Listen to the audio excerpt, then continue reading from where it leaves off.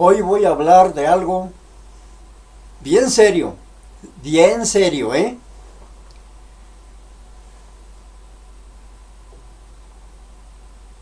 Yo les prometo que me voy a hacer católico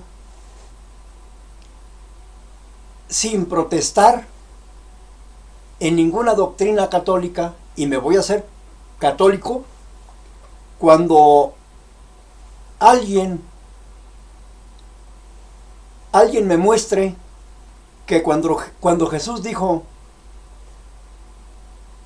tú eres Pedro, y sobre esta roca edificaré mi iglesia, se estaba refiriendo a Pedro, no a Jesús. Y cuando me diga que se estaba refiriendo a Pedro, me va a enseñar que Pedro fue llamado Papa, cabeza de la iglesia, que era el que enviaba a los demás, porque era cabeza de los apóstoles y él los enviaba. Pedro no fue enviado. Él, como cabeza, tenía que estar al pendiente de la iglesia y estar preocupado por la iglesia.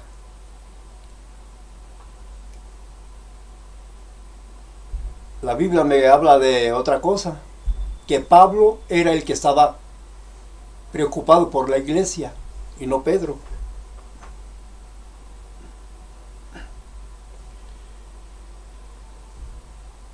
Y también que me enseñe que fuera de la iglesia católica no hay salvación. Que diga la escritura, no que me diga: no, pues lo dijo Inocencio III en 1208, no, pues lo dijo Bonifacio VIII en 1302, lo dijo Clemente V en 1311 a 1312, lo dijo Eugenio IV en 1439. Estos blasfemos dijeron que fuera de la iglesia católica no hay salvación. Ellos lo dijeron. Y si lo dijeron ellos, pues debe estar en la escritura, ¿no? Usted enséñeme: fuera de la iglesia católica no hay salvación, y yo me hago católico. Hoy mismo. Vamos a estudiar lo que enseña la iglesia, sus doctrinas. Y si las doctrinas están de acuerdo a la palabra de Dios, lo que dice Jesús, Pedro, Pablo, Juan, Santiago, todos los apóstoles, entonces sí es palabra de Dios y me hago católico, ¿verdad? Es bien sencillo. ¿Para qué nos vamos a hacer bolas? Que sí, que no, que estira y encoge. No. En la palabra de Dios dirá que la tradición de los hombres a la Biblia se le da, o se le debe de dar, la misma autoridad. ¿Dirá la escritura eso? ¿O dirá que cambiaron la gloria de Dios por imágenes en forma de hombres corruptible? ¿Dirá eso? ¿O dirá que la tradición de los hombres y la Biblia les da la misma autoridad? En 1545 se dijo eso. ¿Lo debo de creer? Dígame usted, ¿lo debo de creer? Es bien sencillo que usted me enseñe el rosario. Enséñeme usted el rosario. ¿Es bíblico? Sabemos que el rosario, la primer parte del rosario donde dice: salve llena de gracia, el Señor es contigo, bendita eres entre las mujeres, eso es bíblico, porque está en el Evangelio de Lucas. Pero donde dice: Santa María, Madre de Dios, ruega por nosotros los pecadores, ahora y en la hora de nuestra muerte, ¿me lo puede enseñar en su Biblia, por favor? ¿En qué año fue inventado o fue agregado? Que yo sepa, fue 4 o 5 siglos después de Cristo, de que yo sepa. Ahora usted enséñemelo si es bíblico.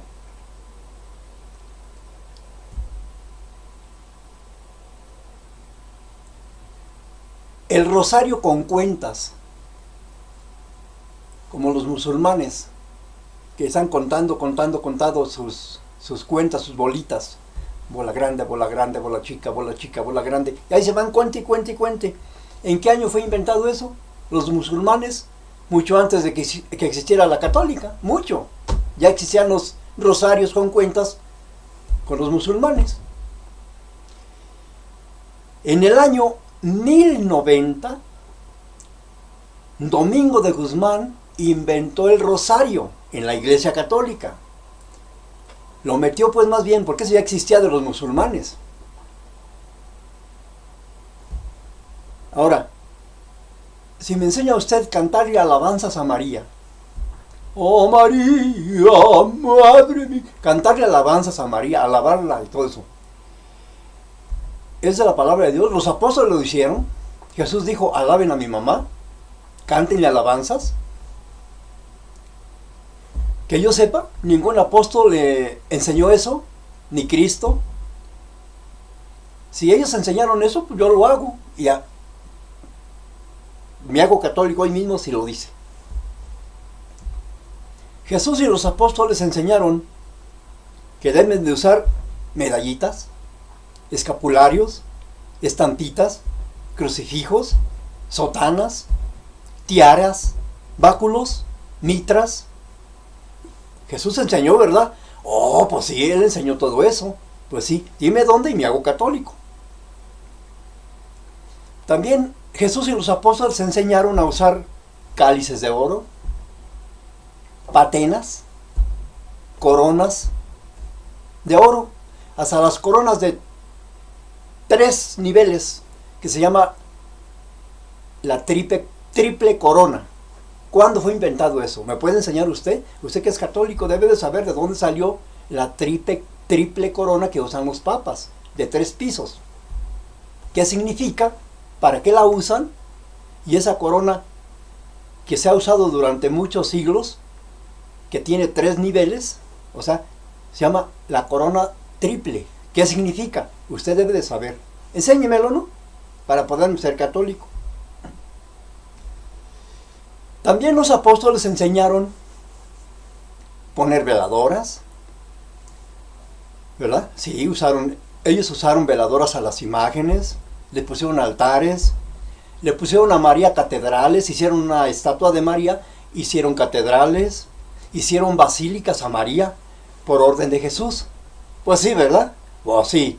Entonces, para ser yo católico necesito yo saber todo esto y yo hacerlo también, venerarla y todo eso. Jesús y los apóstoles hicieron estatuas de María y los santos y sacaron a pasear en hombros a los santos y las imágenes, ¿verdad? Ellos los paseaban, les hacían sus procesiones y les aventaban sus cohetes. ¡Pum! ¡Pum! Así, muchos cohetes así. No, pues sí, ¿verdad? No, pues sí. Con razón, a mí me ha visto a mí como católico yendo atrás de esos muñecos, aventándoles cohetes y vírgenes, y a las vírgenes y todo eso. Me ha visto, ¿verdad? Pues sí. También enseñaron venerar, rezarles a las imágenes de yeso y de madera. Sí, ¿verdad? Pues ellos enseñaron todo eso, pues. O sea, cuando yo sea católico, pues ya no me va a dar trabajo, ¿verdad? Pues ya todo eso, como le enseñaron los apóstoles y Jesús, pues fácil, ya yo lo voy a hacer. En Isaías 45:20, en la Biblia Católica de Jerusalén y la Biblia Católica de Latinoamérica, dice así: es tonto. ¿Cómo? Es tonto el que va en procesión. Otras dicen, es tonto el que le reza a una imagen que no salva, a una imagen de madera, a una estatua de madera. Vea su Biblia, Isaías 45:20. Si dijera, es un inteligente, el que hace eso, ahorita mismo voy con esa inteligencia, pero dice, es un tonto. ¿Qué significa tonto? Idiota, imbécil, tarado, sin razonamiento. Tonto, eso lo dice. Tonto, menso. Bueno, tiene muchos significados, ¿no? Uno de esos es idiota, menso, tarado, imbécil. Pero dice, la Biblia dice, es un tonto.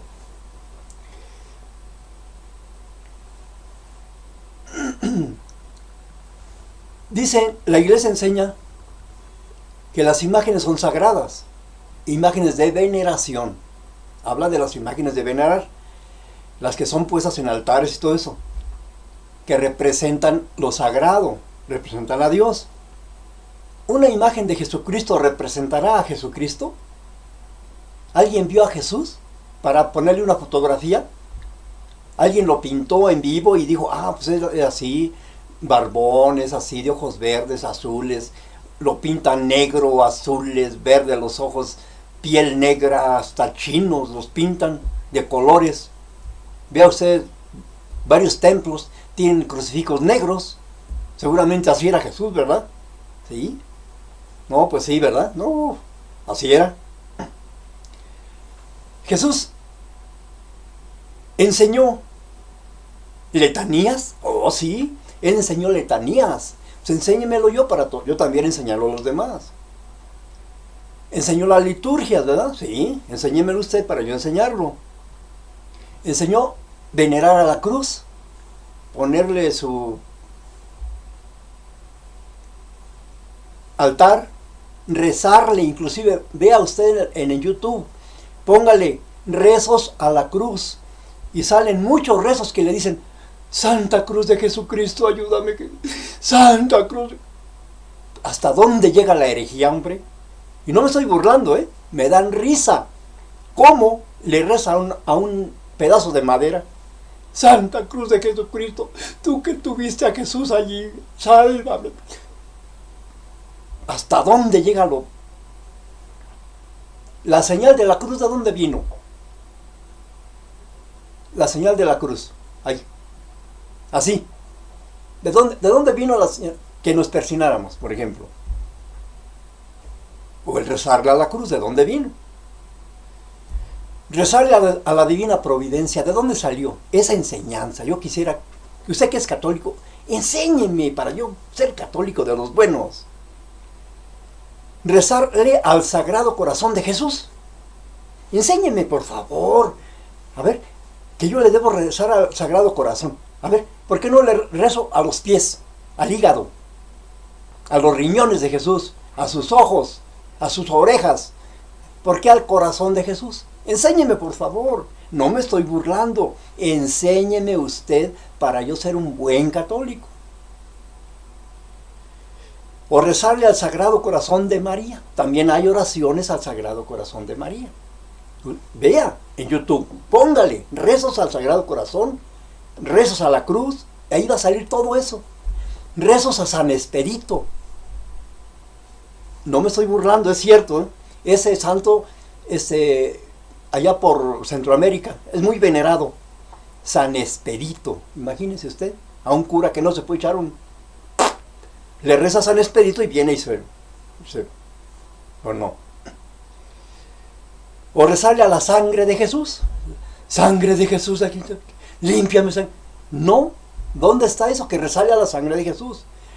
La sangre de Jesús se acepta. La palabra de Jesús, la sangre de Jesús nos limpia de todo pecado. En ningún lado me dice que yo le rece a la sangre de Jesús, sino que acepte a Jesús y la sangre de Jesús me limpiará de todo pecado. Eso está en la Biblia. O rezarle al ángel de la guarda. ¿Dónde está? Que yo le debe usar a un ángel de la guarda. Santo ángel de la guarda, mi dulce compañía, no me desampares de noche ni de día. ¿Es bíblico? Son herejías sectarias. O la adoración a las reliquias y a las imágenes. ¿Cuándo fue inventado eso? ¿Resale a las reliquias? ¿La adoración a las reliquias? O sea, ponerle sus veladoras y todo eso a las reliquias. Eso fue inventado en el 786. Bueno, a lo mejor no estoy en lo cierto, pero dígame en qué año fue inventado, para yo tener conocimiento. A lo mejor no estoy en lo correcto, ¿verdad? ¿Dónde dijo que celebramos la Navidad? Jesús dijo, celebren la Navidad. Celebren el día que yo nací. Sí dijo, ¿verdad? Enséñeme. Jesús nació el 25 de diciembre, ¿verdad? Oh, sí. Sí, yo que tengo conocimiento de eso. Pues el 25 de diciembre se veneraba a Tamuz, ¿verdad? Y ahí se pasó al 25 de diciembre el nacimiento de Jesús. Ay, por favor, qué ignorancia de veras, ¿no? A ver, el persignarnos, ¿de dónde salió? ¿Se da cuenta? Mire, aquí estamos más o menos. Vea usted, si yo me persigno, voy a hacer una cruz, pero una cruz invertida para abajo, una cruz satánica. Vea usted. Vea usted, ¿vio? Es una cruz invertida. Es una cruz satánica que usan los satánicos. Vea usted en el YouTube o donde usted quiera, busque cruz invertida y se da cuenta, es una cruz que usan los satánicos. ¿Sabe usted el año que se empezó a la iglesia romana a cobrar las indulgencias? O sea que la venta de indulgencias, pues, ¿cuándo fue que se empezó a promulgar eso? En el año 1190 empezó con eso de la venta de las indulgencias. Dice la historia que la Basílica de San Pedro se construye en gran parte con el dinero recolectado de la venta de las indulgencias, tan pronto como se escuchaba el sonido de las monedas, en tiempos de Martín Lutero, las monedas caer en el cofre, el alma saldría del fuego sin dilatar. O sea que entre más monedas echara usted al cofre, más rápido salían las almas del purgatorio. ¿Cómo ve? En tiempos de Martín Lutero, pues es cuando protestó él, dijo, ¿cómo voy a estar al favor de que vendan la salvación? Se rebeló Martín Lutero. Usted busque las 95 tesis de Martín Lutero, son 95 razones de las cuales por qué protestó en contra de las herejías de Roma. Investíguelo usted. No nada más odia a los cristianos como le enseñan los curas, que enseñan a que odien a los cristianos, a los que se rebelan contra la iglesia, contra las herejías de Roma, igual que Martín Lutero, en contra de la venta de las indulgencias. ¿A quién se le ocurre vender la salvación? Es una iglesia satánica, porque la salvación es gratis, dice la Escritura. No dice el Señor, compra sin dinero. La salvación es gratis, la salvación es gratis. Aceptando al Señor como tu Señor y Salvador, es gratis la salvación, no te cuesta nada. El Día de Todos los Santos, ¿cuándo fue inventado? El Papa Gregorio IV, en el año 440, declaró como fiesta universal de la Iglesia Católica. La fiesta de Todos los Santos en el año 440. Ahora, enséñeme si no fue así, pues ¿cuándo fue? Porque hubo una iniciación, siempre hay una iniciación de todo, siempre hay un comienzo de todo. ¿Cuándo comenzó? La Navidad. ¿La Navidad de dónde salió? Que yo sepa, se celebraba al sol Invictus. Los romanos celebraban al dios Sol. En diciembre del 22 al 25, un emperador, Teodosio I, abolió al sol invictus y quedó como el nacimiento del sol de justicia, Jesucristo. O sea, se cambió la celebración al sol invictus y ahora es el sol de justicia, del 22 al 25 de diciembre. Qué bonito, ¿verdad? No, pues sí. ¿Sabe usted cuándo se comenzó a llamarles santos a los muertos que según ellos vivieron con amistad con Dios? ¿En qué año? Bueno, que yo sepa, en el año 995 empezaron a llamar santos a los que morían según ellos en amistad con Dios, según ellos, ¿verdad? Bueno, si no es así, pues dígame cuándo, porque tuvo un comienzo todo. La intercesión de los santos, ¿cuándo fue inventado? Dice, podemos pedirle a los muertos, principalmente a María, o sea, a los santos. Y la Biblia dice que consultar a los muertos, en Deuteronomio 18, del 10 al 11, dice que en el pueblo de Dios no hay quien consulte a los muertos, o los brujos, los adivinos. ¿Qué hay en la Iglesia Católica? Consultador de muertos, de adivinos, de espíritus. El que no es espiritista es adivino. Todos son católicos. Investíguelo usted. Yo lo he visto.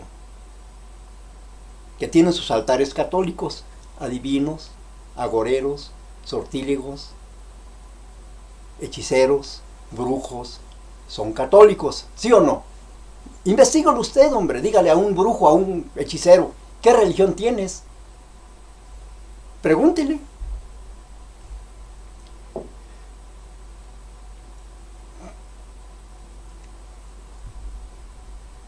El Señor dice, clama a mí y yo te responderé. Clama a mí y yo te responderé.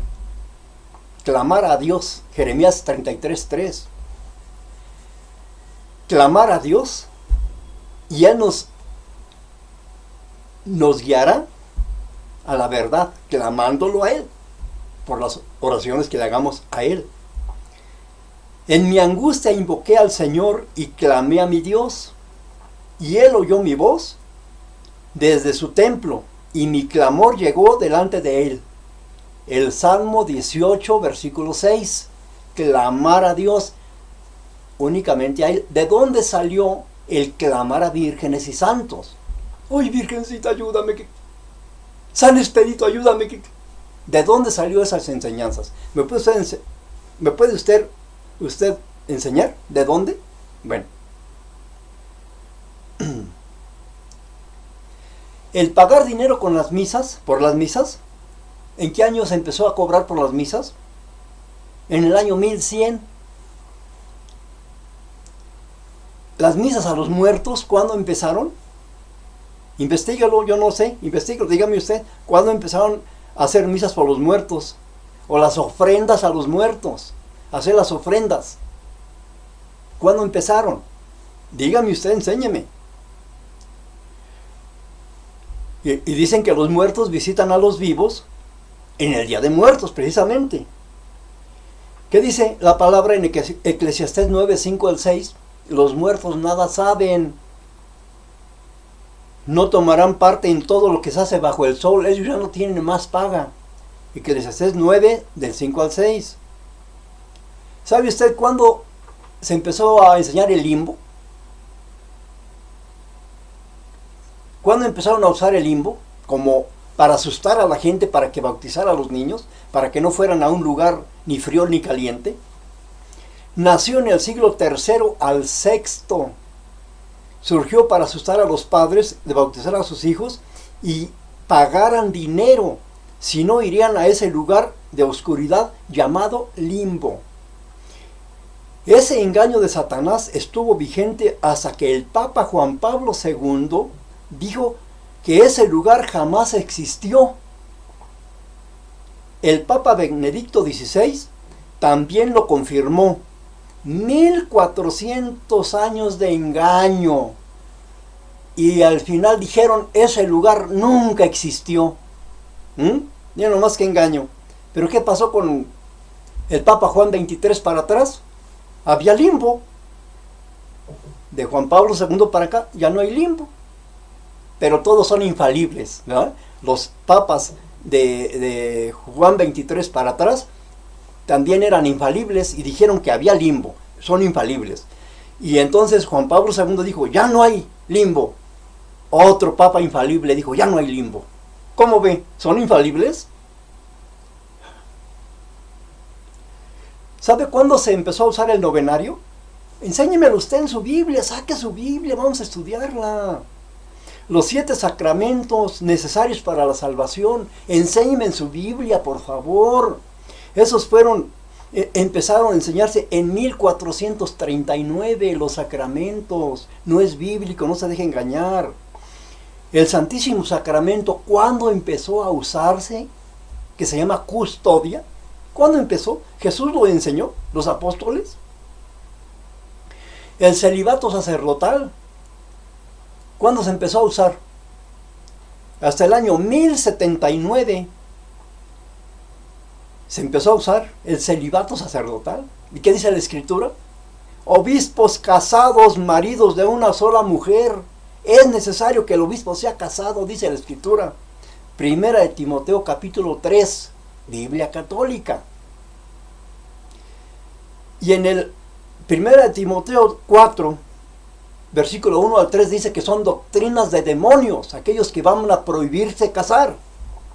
Ay, pero nosotros no prohibimos el matrimonio, casamos a muchas mujeres, dicen los curas. Pero son casados entre ustedes, ¿tienen esposa? Pues dice que deben ser casados los obispos, los diáconos. Y como el obispo de Roma no tiene esposa, es un falso obispo, ¿verdad? Yo no conozco un obispo casado, como dice 1 Timoteo 3, capítulo 3, Biblia católica. Las beatificaciones, ¿cuándo se empezaron a enseñar?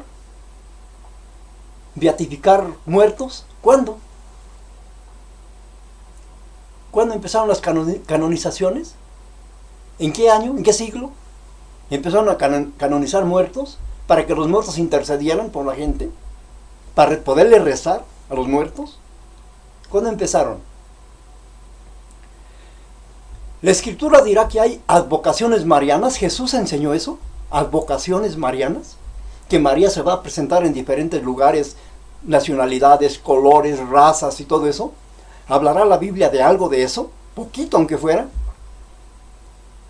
Oiga, pero acá hay una virgen prieta y acá hay una güera.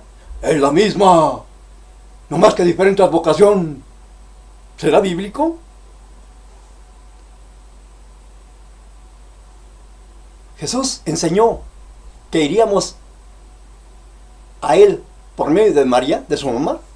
Él dijo, vengan a mí por medio de mi madre. ¿Eso dijo? A Jesús por María se llama una doctrina. Jesús enseñó, vengan a mí por mi mamá. ¿Sí? María, Madre de Dios. ¿Cuándo empezaron a enseñar eso? Porque María es Dios. Porque Jesucristo es Dios, María es Madre de Dios. ¿Verdad? Sí, ¿verdad? Si Jesús estaba en el principio con Dios, hagamos al hombre. Entonces ahí estaba María, ¿verdad? 4,000, 5,000 años antes que María existiera. 2,000, 3,000, qué sé yo. Ya Jesús existía con el Padre. Pero ahí estaba María cuando dijo, hagamos al hombre a nuestra imagen y semejanza. Ahí estaba María, porque como es la Madre de Dios, María nació antes que Dios. Antes que existiera el universo, las estrellas, el sol, la luna, la tierra, ya María existía. Sí, pues sí. Eso lo inventaron en el Concilio de Éfeso, en el año 431. ¿María siempre virgen? Siempre virgen, ¿verdad? Sí. Entonces María no dio luz a nadie. Durante y después del parto. El Concilio de Letrán, Martín I, en el año 648, se estableció que María siempre fue virgen. La asunción de María a los cielos. Sí. La asunción de María a los cielos empezó a enseñarse desde siglos antes de 1950. El Papa Pío XII la promulga como dogma de fe en 1950. Hay una canción blasfema de Guadalupe en México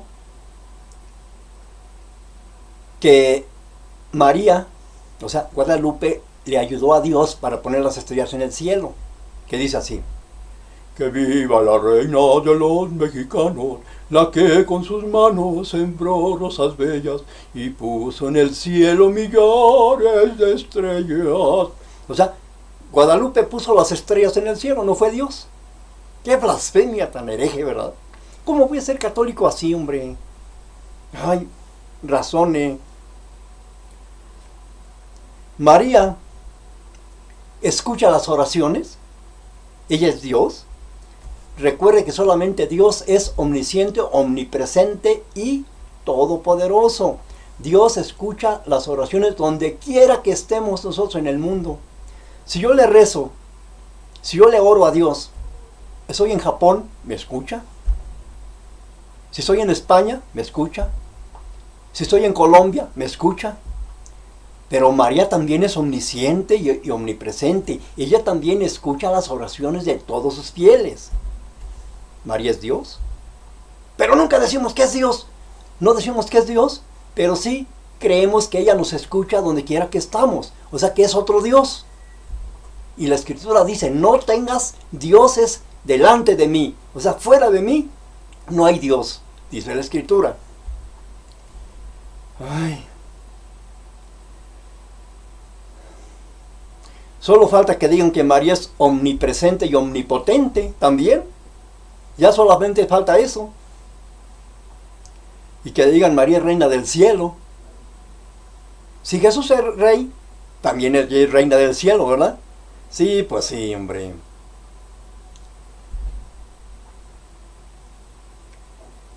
¿Saben cuándo se empezó a enseñar que María es como una estrella de la mañana y que brilla entre los astros? Sixto IV, en 1476, dijo que María brilla como estrella de la mañana.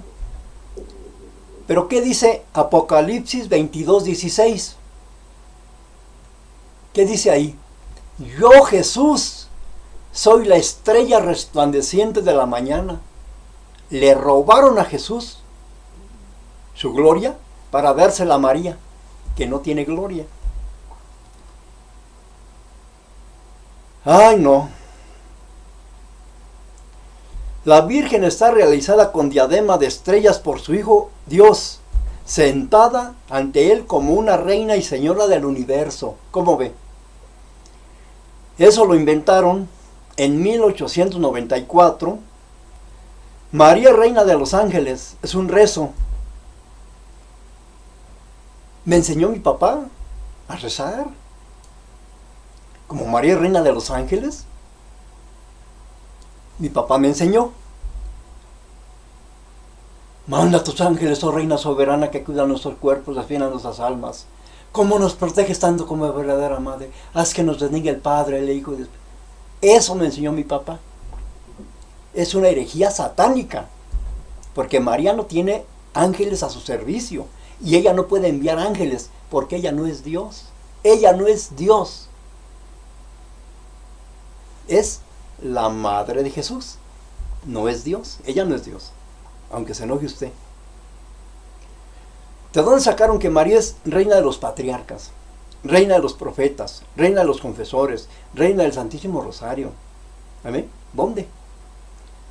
¿Dónde enseñaron los apóstoles de Jesús que María es auxiliadora?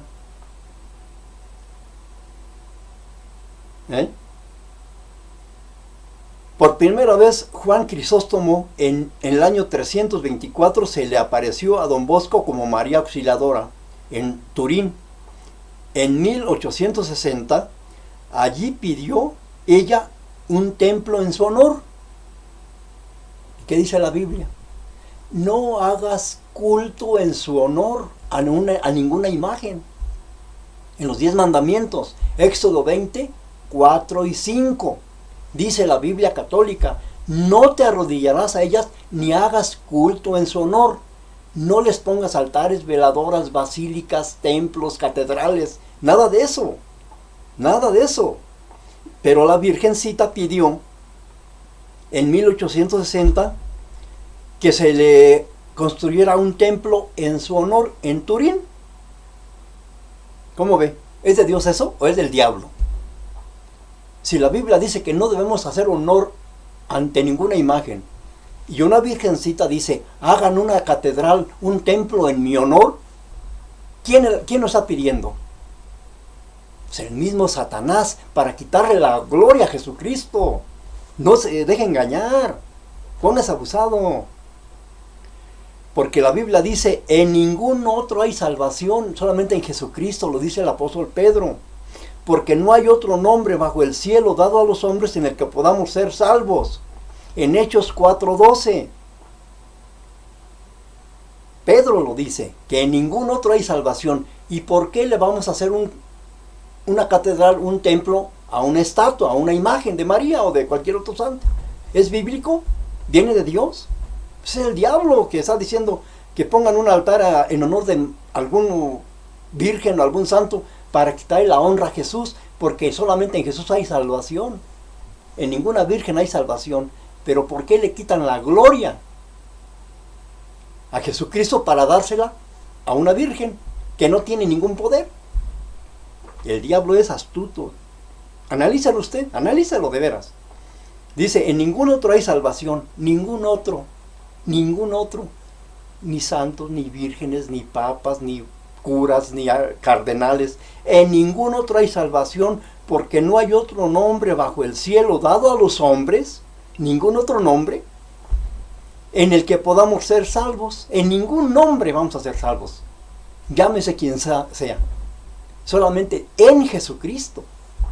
Hechos 4, versículo 12, léalo en su Biblia. El apóstol Pedro nos enseña que únicamente hay salvación en Jesús, no en él, ni en el Papa, ni en Pedro, ni en María, ni en San Expedito, ni en San Goloteo, en nadie. Mediadora, María es mediadora, y los apologistas dicen: tenemos que pedir la intercesión, la mediación de María, siendo que María no es mediadora, porque no dio la vida por ni usted ni por mí. El que la dio fue Jesucristo. Primera de Timoteo 2, 5 y 6. El que se entregó por nosotros. María no se entregó, no es mediadora, no se deje engañar. Intercesora, ella intercede, ¿verdad? Sí, pues sí. ¿Quién enseñó eso? El cura. El Espíritu Santo intercede por nosotros. Romanos 8, versículo 26 y 27. Pero ¿qué dice Satanás? Que María es intercesora, la que ruega por nosotros. No es el Espíritu Santo. ¿Y qué blasfemia no será perdonado? El que blasfemia al Espíritu Santo. Romanos 8, versículo 26 al 27. ¿Quién es intercesor? El Espíritu Santo, no es María. Y si blasfemas contra el Espíritu Santo, no será perdonado. Y dice también que en Romanos 8:34 que también Cristo intercede por nosotros. O sea que tenemos al Espíritu Santo y tenemos a Jesús. No tenemos a María como intercesora. Abogada. Nos dijeron que era abogada. A mí me enseñaron. Ella nos defiende, dicen. ¿Qué dice la palabra? Tenemos un abogado. Si pecamos, tenemos quien abogue por nosotros. ¿Quién? Jesucristo. Primera epístola de Juan 2, versículo 1. La Inmaculada Concepción de María, que María fue desde el vientre de su madre concebida sin pecado original, o sea, nació sin pecado. Eso fue promulgado como dogma de fe el 8 de diciembre de 1854. ¿Pero qué dice María?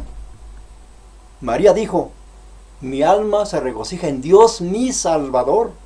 Lucas 1, del 46 al 48. Lea su Biblia católica.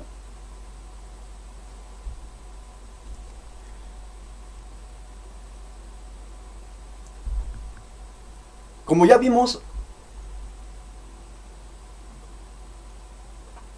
ponen a María o a Guadalupe como que ella puso en el cielo millares de estrellas, ya lo vimos. ¿Qué dice la Escritura? Cuando veo los cielos, obra de tus manos y tus dedos, la luna y las estrellas que tú formaste, habla el salmista que Dios formó las estrellas con sus dedos. En el Salmo 8, versículo 3, dice, cuando veo los cielos, obra de tus dedos, Dios hizo los firmamentos de las estrellas, la luna y las estrellas que tú formaste, Salmo 8, versículo 3. Pero ¿qué dice la secta romana? Porque no tiene de iglesia de Cristo, no es. Dice que María, o Guadalupe, en una canción mexicana, dice que María puso en el cielo millares de estrellas, pisoteando la palabra de Dios. En el Salmo 8.3. El miércoles de ceniza, ¿cuándo fue inventado? Enséñeme. Domingo de Ramos, el agua bendita, en el año 850. La cuaresma y el ayuno de los viernes, ¿cuándo fue inventado? 998. Celebrar la Semana Santa para recordar la pasión de Jesús, ¿cuándo empezó a enseñarse?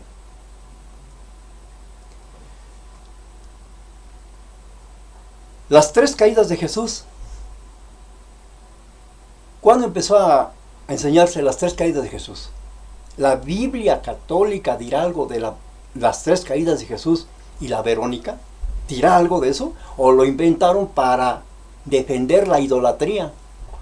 Porque como se le quedó a la Verónica el rostro de Jesús en el paño, por eso inventaron las 3 caídas de Jesús. Pero en la Biblia, léamelo en la Biblia, ¿dónde está? ¿En cuál evangelio? Las 14 estaciones. ¿Por qué no 16 estaciones y 2 caídas? ¿Por qué? Es que no todo está escrito en la Biblia, no todo. Tenemos que inventarle cosas. Los 3 reyes magos, a ver, ¿dónde están? La Biblia habla de unos reyes de Oriente, Léame dónde dice 3, Melchor, Gaspar y Baltasar. Enséñeme, tome su Biblia y enséñeme usted. Yo leo que son unos reyes. No dice nombres, cómo venían, ni cómo se llamaban. Abusado. La Inquisición, ¿cuándo fue? Es muy interesante. ¿Cuándo fue inventada la Inquisición? Era el órgano represivo y asesino del Vaticano para perseguir a todos aquellos que no se sometían a sus herejías. ¿Cuándo fue? Pues para su conocimiento, empezó en el año 1184 y duró más de 500 años, matando, asesinando, sometiendo, pero ellos dicen que predicaban con amor el Evangelio.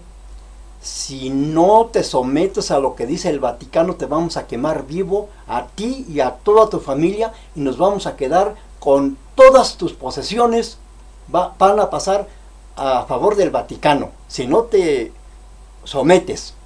Y la gente pues fue sometida cuando predicaron el Evangelio con amor. Ahí está el amor, ¿verdad? Vemos el amor, cómo sometieron a la gente, la esclavizaban y la torturaban y la asesinaban. ¡Ay, qué amorosos de veras! Mucho amor. ¡Ay, sí! Quisiera pertenecer a esa iglesia llena de amor. ¡Ay!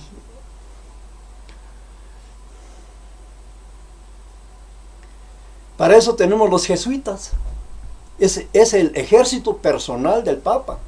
Fue iniciado por Ignacio de Loyola para perseguir a los herejes, los que no se querían someter al Vaticano.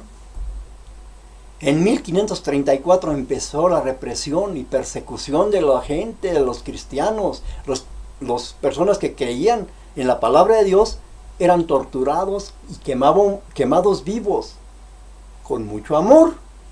¡Ay, qué amor! El papado, ¿en qué año empezó? No, que Pedro fue el primer papa. ¿Que no lees la Biblia? Tú eres Pedro, sobre esta piedra edificaré mi iglesia, no mis iglesias. Pero con ese odio que habla Rafael Díaz, con ese odio que habla Luis Toro y Casanova y Nemelio y el Padre Santo, pero con un odio hacia la iglesia de Cristo, quieren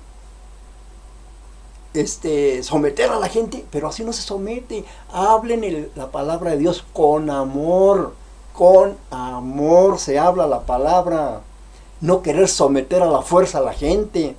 En el año 607 empezó el papado. ¿Cómo se llamó el papa primero? Bonifacio III. ¿verdad? Ahora, pero dicen que fue Pedro el primer papa y Lino fue el primero. Digo el segundo papa. A ver, Pedro eligió al papa porque es una sucesión. La Biblia habla, ¿verdad? Sí, en las epístolas de Pedro dice que Pedro escogió el sucesor, que fue Lino, y se reunieron. ¿Cuántos cardenales se reunieron para elegir a Lino? ¿Usted qué sabe? Usted sabe.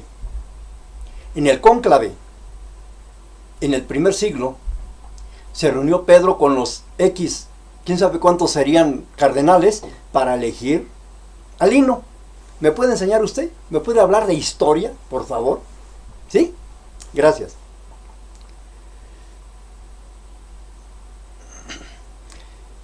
Y pues Pedro, como fue el primer papa, y Pedro murió sin enterarse siquiera que fue papa.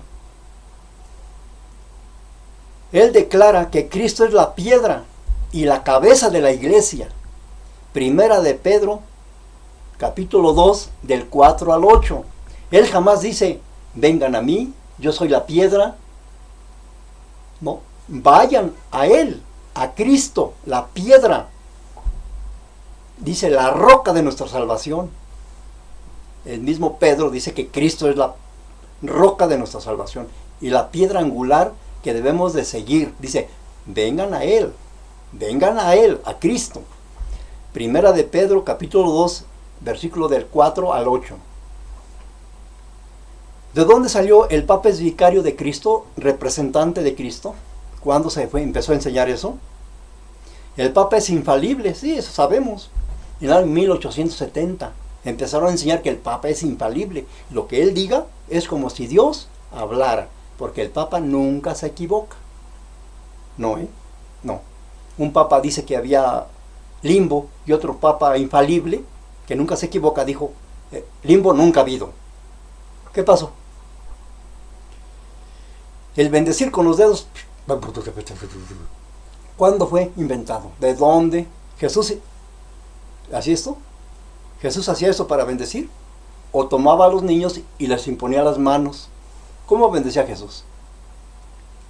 El bautismo de los niños, el mismo catecismo de la iglesia dice que se empezó a enseñar en el siglo II, en el catecismo de la iglesia católica.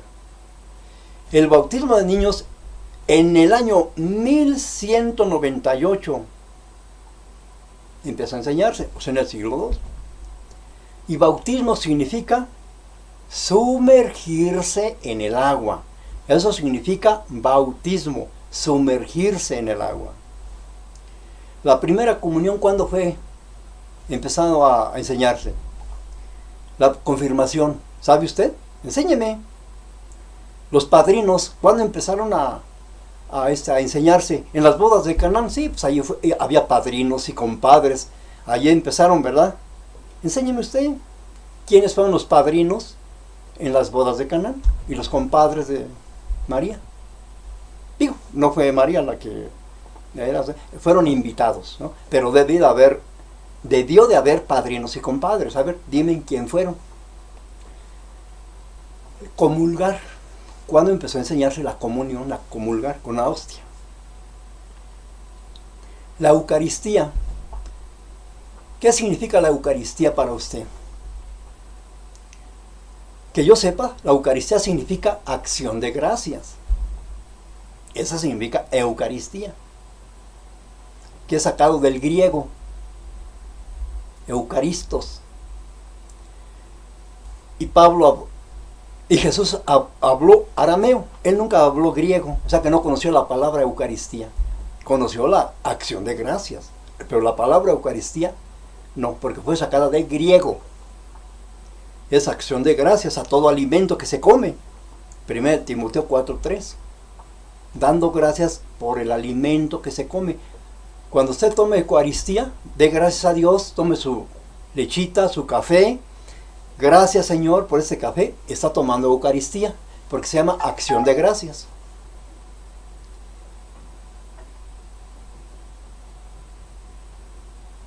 La hostia. ¿En qué año se empezó a usar la hostia? ¿Y qué representa la hostia? La transustanciación, la conversión material en el cuerpo y la sangre de Cristo.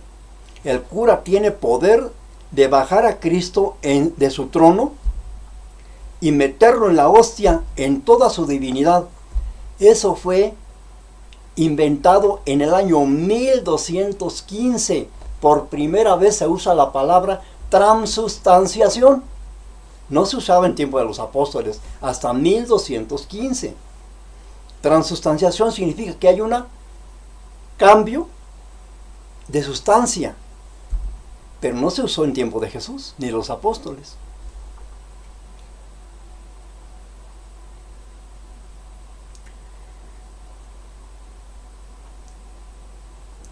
La adoración de la hostia en el Santísimo, ¿en qué año fue empezando a hacerse?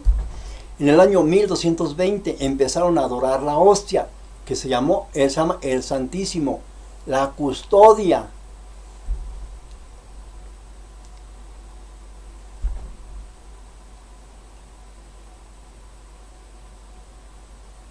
Cristo partió el pan y solo Él comió de ese pan ácimo partido. Jesucristo tomó el pan, lo partió, y Él se lo comió solo o les repartió a sus apóstoles pedazos de pan. ¿Qué hizo el Señor? ¿Qué hizo? O les dio hostias, o partió el pan y lo repartió y los dio a sus apóstoles. ¿Qué dice la Escritura? O les dio hostias a los que se habían confesado. Sí, ¿verdad? Primero se confesaron y luego agarró las hostias y les dio una hostia entera a cada quien. Eso hizo el Señor. O tomó el pan, lo partió y les dio a los apóstoles. ¿Qué hizo el Señor? Cristo bebió vino de consagrar o bebió su sangre. ¿Qué bebió el Señor?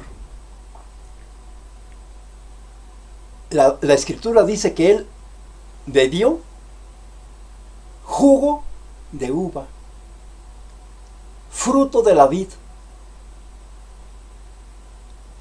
Dice en Mateo 26, versículo 29, léalo. Dice, ya no beberé más del fruto de la vid hasta que lo beba con ustedes en el reino de mi Padre. Él no bebió su sangre y Él no les dio a los apóstoles su sangre. No, Él no les dio sangre, les dio jugo de uva, fruto de la vid. Véalo usted. Mateo 26, 29. Lea su Biblia. Él no dio sangre. ¿Y por qué el cura no da del cáliz a sus feligreses? Si el Señor dijo, toman, beban todos de Él, coman y beban todos de Él.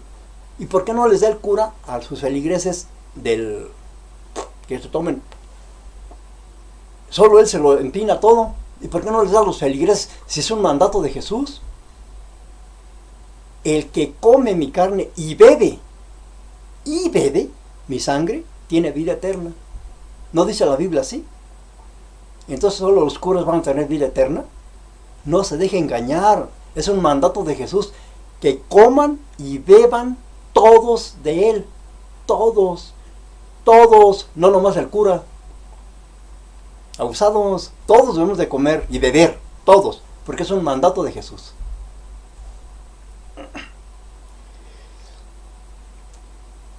¿Sabe usted en qué año se prohíbe leer la Biblia por la Iglesia Católica?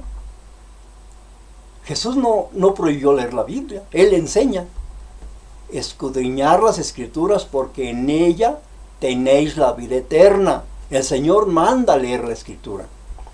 Pero en el año 1229 se prohíbe leer la Biblia. Y duró como 800 años. ¿O cuántos años duró? ¿Cuántos años duró que la Biblia no se podía leer? Estaba escondida. Porque se prohíbe leer la Biblia a los laicos. Ellos decían: no la leas, puede ser peligroso para tu vida, te vas a volver loco si la lees. Y fue prohibida la Escritura para los laicos y para todos. ¿Cuándo se empezó a usar la palabra penitencia? ¿Conoce usted cuándo se empezó a usar penitencia en la iglesia? La palabra catecismo, ¿cuándo se empezó a enseñar? Si la Biblia dice sean evangelistas, no dice que sean catequistas. La palabra catequista tampoco está en la Biblia. Y el Señor Jesús nunca dijo que enseñáramos catecismo. Dije: enseñen la palabra de Dios y vayan por todo el mundo y anuncien las buenas nuevas, el evangelio a toda criatura. San Marcos 16, 15 y 16. Lea su Biblia. En ningún lado dijo: vayan y enseñen catecismo. Vayan, enseñen dogmas inventados por ustedes porque mi evangelio no es completo. Inventen dogmas, enseñen catecismo. Él nunca enseñó eso. En 2 de Timoteo 4:5 dice que habrá evangelistas, no catequistas. 2 de Timoteo 4:5.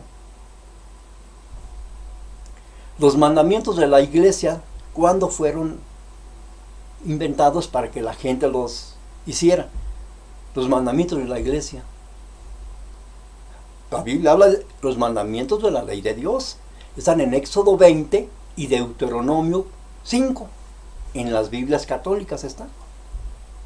Léalo usted, compárelo.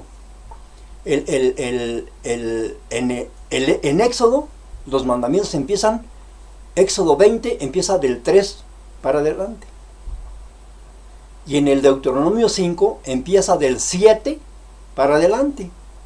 Los mandamientos de la ley de Dios. Compárelos con la Biblia. Compárelos el catecismo con la Biblia. Si son iguales, me hago católico hoy mismo. Póngase ese reto. Si usted me comprueba con su Biblia que los mandamientos de la ley de Dios, que están en Éxodo 20 y Deuteronomio 5, son los mismos del catecismo de la Iglesia Católica, que estén iguales, yo me hago católico hoy mismo. ¿Sí? Y no me voy a rajar. No me echo para atrás. Usted enséñemelos y escríbeme este canal. Oiga, señor hereje o protestante o lo que usted quiera, ya leí los mandamientos de la ley de Dios en Éxodo 20 y Deuteronomio 5, ya los comparé con lo que está el catecismo de la iglesia, y son los mismitos. Sí, son los mismos, ¿verdad? Sí. Simplemente el segundo, ¿verdad? Que dice: no te harás imagen de nada que esté en el cielo y no te inclinarás ante ellas ni las honrarás. Sí, sobre todo ese, ¿verdad? Éxodo 20, versículo 4 y 5. Biblia católica. Léalo, su Biblia católica. Esa es la palabra de Dios. Yo compárelo con el catecismo. ¿De dónde salieron los pecados mortales y veniales? ¿En qué año empezaron a enseñar que hay pecados mortales y veniales? La Biblia habla de pecados, no habla de mortales ni veniales. ¿Cuándo empezaron a usarse los confesionarios? ¿Cuándo empezaron a usar? Enséñeme usted. Confesad pecados a un sacerdote. ¿Sí? Dice la Escritura, te confesaré mi pecado y no te escondí mi culpa. Yo dije, ante el Señor confesaré mi falta y tú perdonaste mi pecado. ¿El cura? No, Dios. Salmo 32:5. Lea su Biblia. Ante el Señor confesaré mi falta. No te escondí mi culpa. Ante el Señor. Y tú, Dios, perdonaste mi pecado. Salmo 32, versículo 5. ¿Cuándo se empezaron a usar los conventos? ¿Los monasterios? ¿Cuándo empezaron a usarse las palabras frailes, monjas, monjes, cardenales, obispos, papas? ¿Cuándo se empezaron a usar?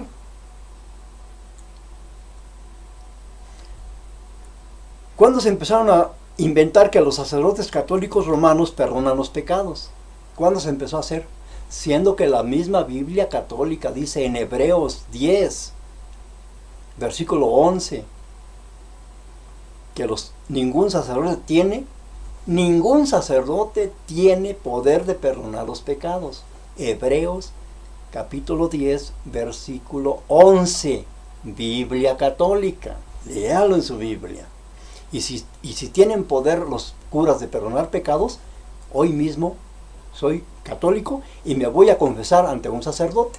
Yo lo hago, pero enséñeme en su Biblia que un sacerdote tiene poder de perdonar pecados. Hebreos 10, versículo 11. Si lo tiene, hoy mismo soy católico y me confieso con un cura.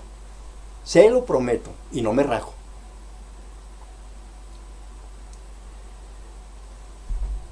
En el Antiguo Testamento, pues lógicamente vemos que los sacerdotes del Antiguo Testamento, los sacerdotes levitas, ellos hacían sacrificios por los pecados de la gente y pues tenían esa autoridad de Dios. Mataban a los animales, vacas, corderos, qué sé yo, todo eso, para perdonar los pecados, borrar los pecados del pueblo. Pero en el Nuevo Testamento ya no necesitamos hacer eso. Ya no hay sacerdotes, ni hay levitas que perdonen nuestros pecados con los sacrificios que hagan.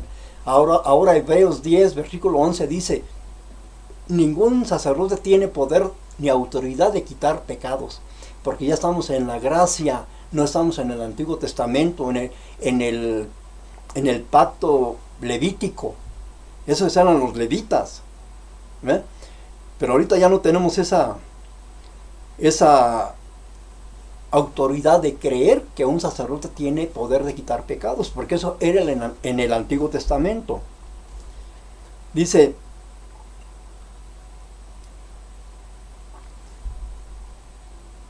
los sacerdotes del Antiguo Testamento mediaban por los pecados del pueblo, haciendo sacrificios de animales.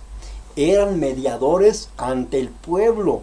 Usted lea Levítico, Deuteronomio, hay muchos libros que hablan de eso, que cómo Dios se agradaba en esos sacrificios que hacían los sacerdotes levitas.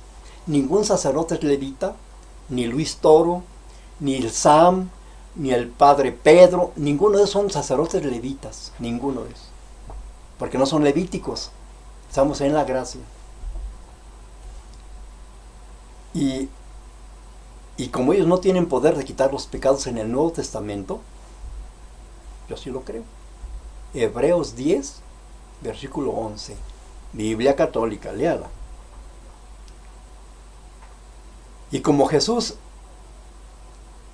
es el mismo ayer, hoy y por los siglos, Él no cambia. Hebreos 13, 8. Entonces debemos de tener la esperanza en Jesucristo como el único Rey y Señor de nuestras vidas. Él no cambia, Él es el mismo ayer y por los siglos. ¿Por qué vamos a creer cosas que no están en las Escrituras? Cuídese mucho, Dios lo ama. Yo como creyente no debo de creer lo que dice una secta, una religión. únicamente lo que dice la palabra de Dios. Dios lo bendiga. Cristo lo ama.